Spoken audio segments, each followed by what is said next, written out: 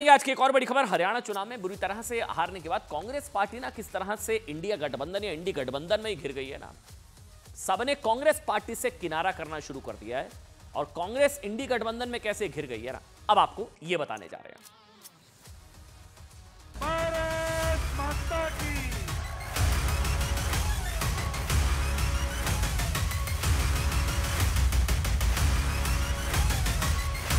जो लोग मतलब अपनी कपड़े तैयार करके राजभवन का जो है रास्ता नाप रहे थे, वो बेचारे घर में बैठे रहे। कांग्रेस को थोड़ा सा तो गहराई में जाके सोचना होगा। कांग्रेस ने जब भी अपनी ताकत बढ़ाई तो वो अपने सहयोगी को मार के बढ़ती है, तो उनके सहयोगी भी समझ रहे हैं। वहाँ कांग्रेस को लगता था कि बस हम अपने ताकत पर, अपने बलबूते पर जीतेंगे तो सत्ता में और कोई भागीदार नहीं चाहिए। आदरणीय अखिलेश जी की, आदरणीय राहुल जी की बहुत अच्छी बातचीत है उनके साथ, उनकी अंडरस्टैंडिंग है, उनकी दोस्ती है। मुझे नहीं लगता कि कोई ऑफिशियल टेबल टॉक हुआ है। सब कह रहे हैं मिलके कि कांग्रेस पार्टी तुमसे ना हो पाएगा, तुम तो हमारे लिए बोझा हो। कांग्रेस के लिए आत्मचिंतन का विषय है कि कहीं टिकट डिस्ट्रीब्यूशन में या कोऑर्डिनेशन में या नैरेटिव सेटिंग में कहीं कहाँ कमियां रह गई। अगर राहुल गांधी चुनाव प्रचार में ना जाते तो भूपेंद्र हुड्डा चीफ मिनिस्टर बन गए होते। ओवर कॉन्फिडेंस मत करना कभी भी, किसी भी चुनाव को हल्के में ले लेना चाहिए।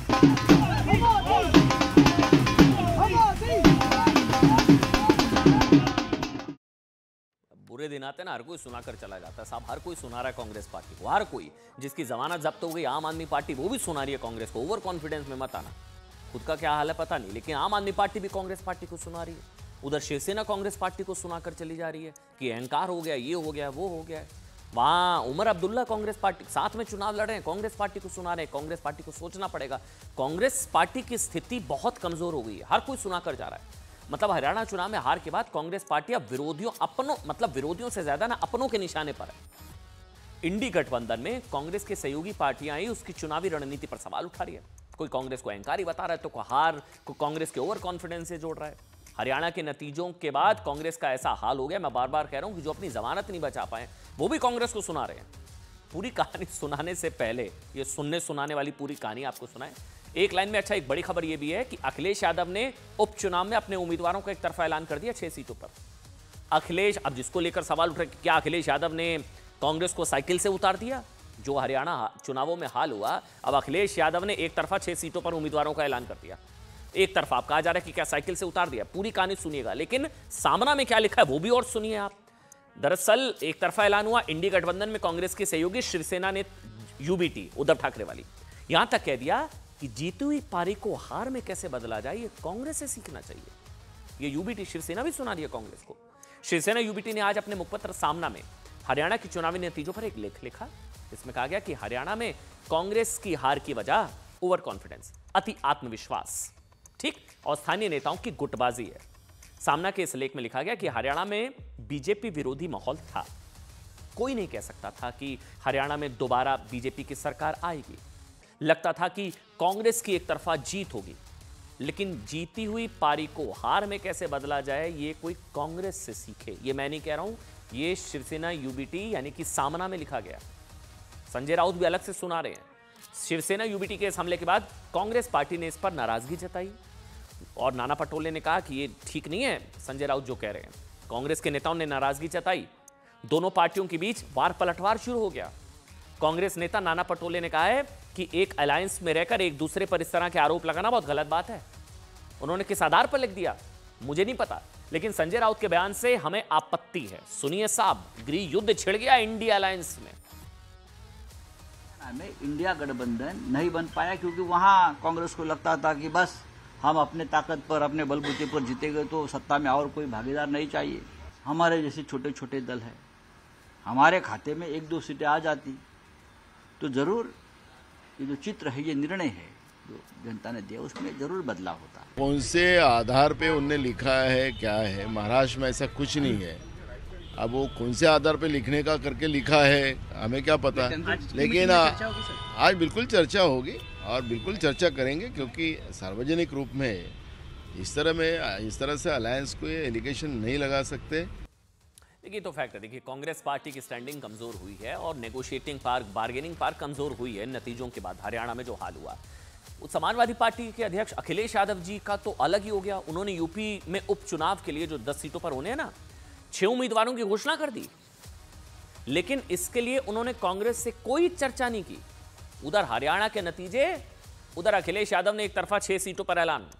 बड़ी बात यह साहब कि जिन फूलपुर और मजवा सीट पर कांग्रेस की दावेदारी है ना, जो कांग्रेस कह रही कि हम लड़ेंगे इसमें, उनमें भी समाजवादी पार्टी ने अपने उम्मीदवार घोषित कर दिया। बताया जा रहा है कि 1-2 सीट दे रहे हैं कि इसमें लड़ना है लड़ लो, वरना नहीं होगा गठबंधन, ये भी बताया जा रहा है। अब इसके बाद यूपी उपचुनाव में कांग्रेस और समाजवादी पार्टी का गठबंधन हो जाएगा, नहीं होगा, अब पता नहीं आगे क्या होगा। इस पर बड़ा सस्पेंस हो गया है। 6 सीटों पर उम्मीदवार उतार दिया अखिलेश यादव ने। हरियाणा के नतीजे देखे, वहां तो कांग्रेस का क्या हाल हुआ। अब कहा जाता है कि हरियाणा में चुनावों से पहले राहुल गांधी ने अखिलेश यादव से गठबंधन का वादा किया था, लेकिन उन्होंने समाजवादी पार्टी के लिए कोई सीट नहीं छोड़ी थी, जिसका अखिलेश यादव ने अब बदला ले लिया। मतलब हरियाणा में हार के बाद गठबंधन में कांग्रेस पार्टी न सिर्फ कमजोर पड़ गई है, उसकी इंडी गठबंधन में बार्गेनिंग पावर बहुत घट गई है। अभी महाराष्ट्र में क्या होगा, महाराष्ट्र में अलग से तकरार चल रही है, हरियाणा में हार, महाराष्ट्र में तकरार।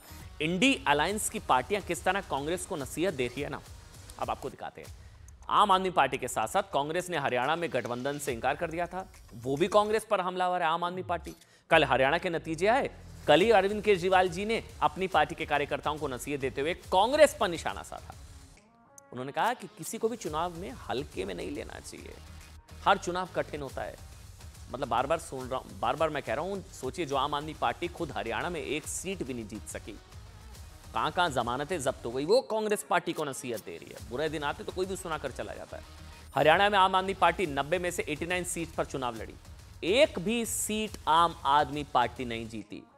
ज्यादातर सीटों पर आम आदमी पार्टी के उम्मीदवारों की जमानत जब्त हो गई, उन्हें 1000 से भी कम वोट मिले। लेकिन आम आदमी पार्टी कांग्रेस को हरियाणा चुनाव पर आत्म अवलोकन करने के लिए कह रही है। वैसे ये भी कहा जा रहा है कि अगर अलायंस हो जाता तो शायद 5 से 6 सीटों पर शायद कुछ असर पड़ जाता, ये भी विश्लेषक बता रहे हैं। आम आदमी पार्टी के नेता मनीष सिसोदिया ने कहा कि बीजेपी ने कुछ किया नहीं था, लेकिन फिर भी उसको हराने में कांग्रेस की रणनीति में कमी रही। जबकि हरियाणा बीजेपी को हराना चाहता था, हरियाणा आम आदमी पार्टी के एक और नेता राघव चड्ढा ने शायराना अंदाज में कांग्रेस पर हमला बोला। अच्छा, उन्होंने सोशल मीडिया पर पोस्ट किया, हमारी आरजू की फिक्र करते हैं तो कुछ और बात होती, हमारी हसरत का ख्याल रखते तो एक अलग शाम होती। हमारी हसरत का ख्याल रखते मतलब अलायंस हो जाता तो फिर नतीजे पलट जाते साहब। वो भी पूछता रहा होगा मेरा साथ छोड़कर, अगर साथ चलते तो कुछ और बात होती। ये राघव चड्ढा जी ने लिखा।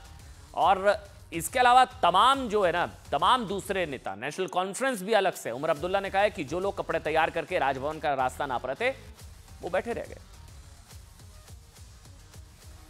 कहीं ना कहीं कांग्रेस को आत्मावलोकन करना होगा कि लोग तो बीजेपी को हराना चाह रहे थे, लेकिन उसकी रणनीति में, उसके चुनाव लड़ने के स्टाइल में, उसकी पार्टी के संगठन, उसकी एकजुटता में कहीं ना कहीं कोई कमी रही। और जो लोग मतलब अपनी कपड़े तैयार करके राजभवन का रास्ता नाप रहे थे, वो बेचारे घर में बैठे रहे और बीजेपी ने तीसरी बार वहाँ हुकूमत बनाई।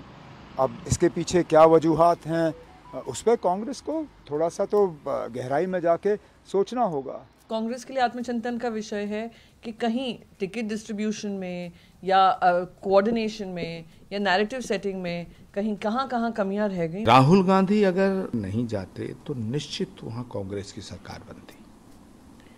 आखिरी वक्त में ये लुटिया डुबो दी। और एक बार मैंने हुड्डा जी को कहा भी था कि आप राहुल गांधी को चुनाव प्रचार में मत बुलाना।